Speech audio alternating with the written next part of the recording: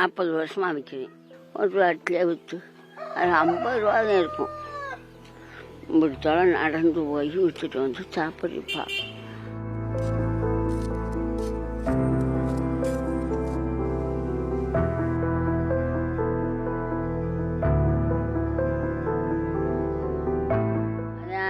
பாப்பாங்குளம் போகணும். மைல் கணக்காக எனக்கு தெரியாது, மீட்டர் கணக்காக எனக்கு தெரியாது. பாப்பாங்குளம் போவேன், நடந்து தான் போவேன். வண்டியில் போக மாட்டேன், ஆட்டோவில் போக மாட்டேன், காரில் போக மாட்டேன், பள்ளியில் போக மாட்டேன். நடந்து இப்போ வச்சுக்கிட்டு வெறும் சட்னி இட்லி.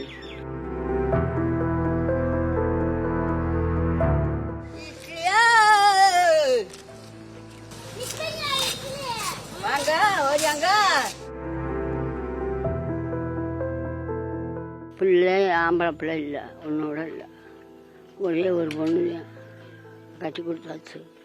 நானும் அகதியாகிருக்கேன். அப்பனும்ல ஆத்தளமில்ல. புருஷன் செத்து 20-25 வருஷம் ஆச்சு. இருக்காங்க. நானா உழைத்து கஞ்சி பிடிக்கிறேன்.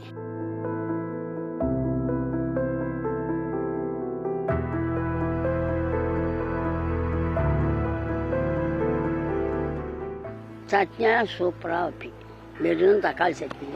தக்காளி, வெங்காயம், பட்டை மிளகா, புதினா, மல்லி, கொத்தமல்லி, பட்டம் எல்லாம் போட்டு வதக்கி தாளிப்பேன்.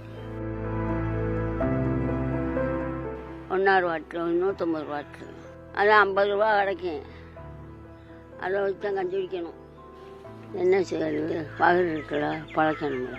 விழுந்து விழுந்து எழுந்திருப்பேன். சுகர் வேற இருக்குது. மாத்திரை வாயில இருக்கமப்பா.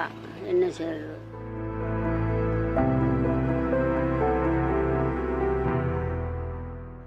ரூபா 9 ரூபா வச்சேன்.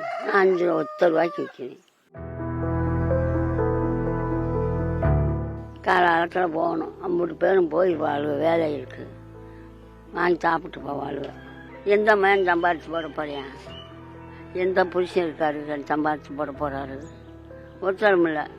அம்மாவை உழைக்கணும், கஞ்சி குடிக்கணும். அப்படித்தான் காலத்தை ஓட்டுவோம்.